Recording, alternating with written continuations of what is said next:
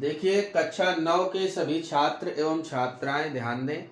आज आपको इस वीडियो में आंकिक प्रश्नों का हल बताया जा रहा है जो कि वर्क, पावर एंड एनर्जी से रिलेटेड है, यानी कार्य, सामर्थ्य और ऊर्जा।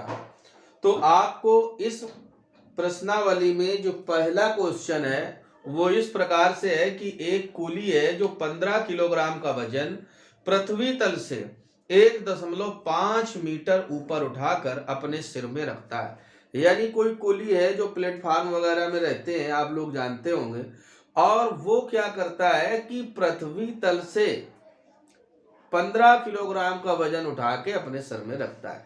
यानी इतने मीटर ऊपर आने में, कितने मीटर, 1.5 मीटर ऊपर आने में उसको उठाने में यानी कितना कार्य करना पड़ेगा, तो वही कार्य जो करना पड़ेगा वही समझिए कि उसमें स्थितिज ऊर्जा के रूप में भी संचित हो जाता है। तो हमें यह ध्यान देना है कि अगर वो कुली उस द्रव्यमान को ऊपर उठाता है तो जो उसमें किया गया कार्य होगा वो उसकी गुरुत्वीय स्थितिज ऊर्जा के बराबर होगा। तो बस अब इसमें हमें स्मॉल जी का भी मान दिया है 10 मीटर प्रति सेकेंड स्क्वायर, स्मॉल जी बराबर 10 मीटर प्रति सेकेंड स्क्वायर, और जो हाइट है जिसको जितनी ऊंचाई तक उठाना है वो है आपके लिए 1.5 मीटर। और हमने अभी अभी ये निष्कर्ष निकाला कि उसको पृथ्वी तल से इतने मीटर यानी 1.5 मीटर ऊपर तक आने में जो कार्य करना पड़ता है वो किसके बराबर होगा, गुरुत्वीय स्थितिज ऊर्जा के बराबर होगा। नई लाइन से इसलिए जो कार्य होगा वो सीधे सीधे स्थितिज ऊर्जा के बराबर। गुरुत्वीय स्थितिज ऊर्जा का सूत्र जानते हो, क्या होता है, mgh। अब ध्यान दो, m का मान क्या है 15, g का मान क्या है 10 और h का मान क्या है 1.5। तो हम ये जानते हैं कि ये भी 15 15 15 हम 225, और कार्य है या ऊर्जा हो कुछ भी हो इसका मात्रक क्या होता है, जूल। तो इस तरह से हमारे पहले प्रश्न का हल पूरा हो गया। अब हम अपने दूसरे प्रश्न को पढ़ते हैं।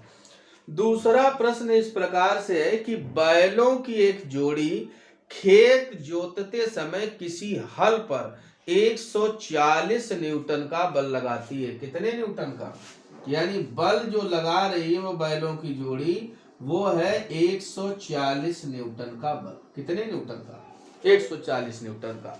बाद में कहता है प्रश्न की जोता गया जो खेत है, यानी जो जिस खेत की जुताई हुई है वो कितने मीटर लंबा है, 15 मीटर लंबा है। तो कुल मिलाकर के वो लंबाई कह दें या हम वो विस्थापन ले लें, यस बराबर कितने मीटर, 15 मीटर। पूछता है कार्य बताओ कि उसको खेत को जोतने में कितना कार्य करना पड़ा। ये तो बहुत आसान क्वेश्चन है, हम जानते हैं कार्य W बराबर F इंटू यस। तो 140 गुणते 15, तो ये कितना हो जाएगा, 15 0 0, 15 चौको 60 और 15 एकम 15 और 6 2100 जूल, यानी 2100 जूल। इस प्रकार से हमारे इन दो प्रश्नों का हल कंप्लीट हुआ। अब हम आगे चलते हैं, प्रश्न नंबर तीसरे का हल देखते हैं। पहले प्रश्न नंबर 3 हम पढ़ रहे हैं, ध्यान से सुनो।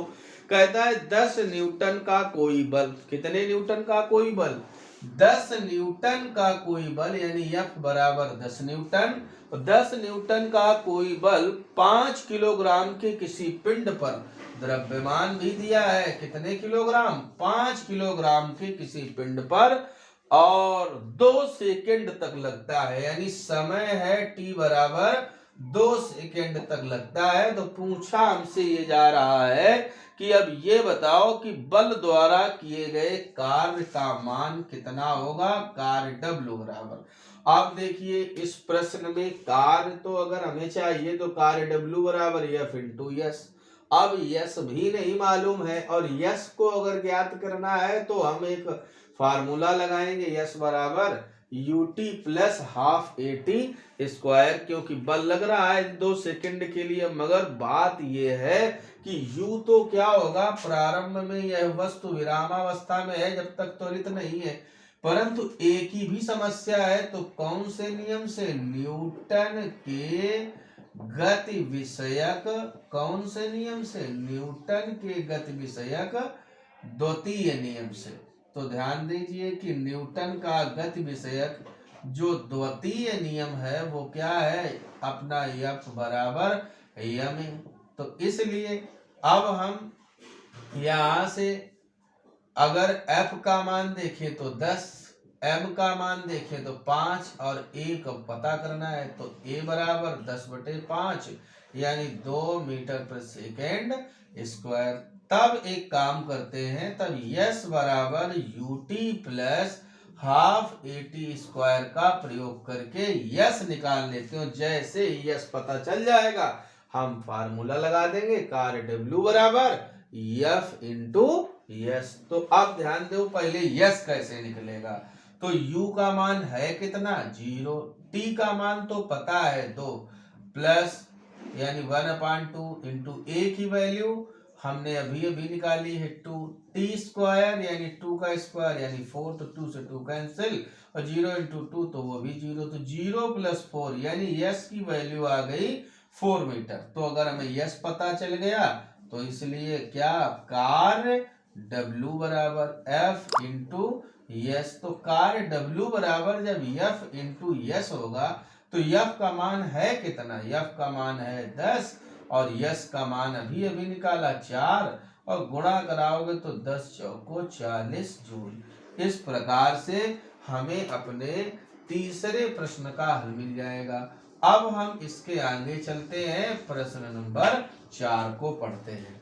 देखिए जरा प्रश्न नंबर 4 क्या है, किसी बंदूक से 10 ग्राम की कोई गोली, कितने ग्राम की, किसी बंदूक से 10 ग्राम की कोई गोली, यानी m बराबर देखो 10 ग्राम है, हमें MKS पद्धति में इसको लाने के लिए इसमें 1000 से भाग देना पड़ेगा, अर्थात ये क्या हो जाएगा 10/1000, तब ये ग्राम से बदल जाएगा किलोग्राम में। तो 1 0 से 3 0 कैंसिल हो जाएगी, 100 यानी 10 की घात 2 नीचे है तो ऊपर जाने में 10 की घात -2 किलोग्राम। तो देखिए हमें द्रव्यमान पता चल गया, और क्या पता है कि गोली 100 मीटर प्रति सेकेंड के वेग से छोड़ी जाती है, यानी गोली का वेग है 100 मीटर प्रति सेकेंड। चलो ये भी पता चल गया, M पता चल गया, V पता चल गया। पूछ क्या रहा इसमें, देखिए चौथे में 2 क्वेश्चन है। पहले नंबर में पूछता है कि उस गोली की गतिज ऊर्जा क्या है, बहुत बढ़िया क्वेश्चन।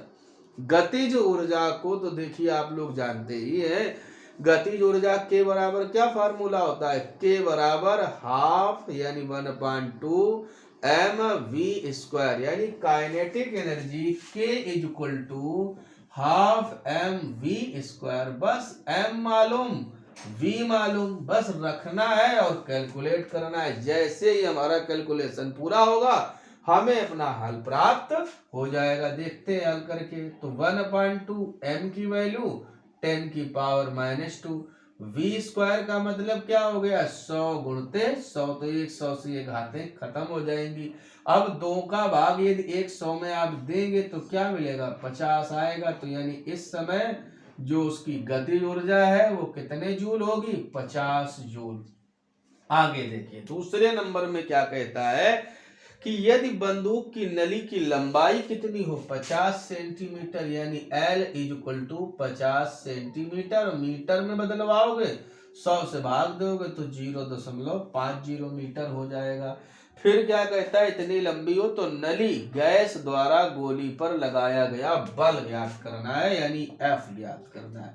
ध्यान दीजिए इसी गतिज ऊर्जा, इस गतिज ऊर्जा को प्राप्त कैसे किया गया, जब गोली ने गति किया, और गोली को गति करने में जो कार्य करना पड़ा, यानी ये किसके कारण, ये उस गैस द्वारा। तो कुल मिलाकर के हम ये कह सकते हैं, जैसे यहाँ पर कार्य स्थितिज ऊर्जा के बराबर हुआ था, इसी प्रकार जो प्रश्न की शर्त है उसके अनुसार क्या हो जाएगा, प्रश्न की शर्तानुसार यानी प्रश्नानुसार के बराबर डब्लू, के बराबर डब्लू या नई लाइन से, इसलिए डब्लू बराबर, हम यहाँ से डब्लू की वैल्यू तो हमें पता ही है कितनी हो गई, वही के की, तो डब्लू बराबर एफ इंटू एस आप करते हो तो यहाँ से डब्लू बराबर एफ इंटू एल, क्योंकि यहाँ पर जो लंबाई दी गई है नली की वही तो विस्थापित हो रही हो उतनी दूरी तक गैस।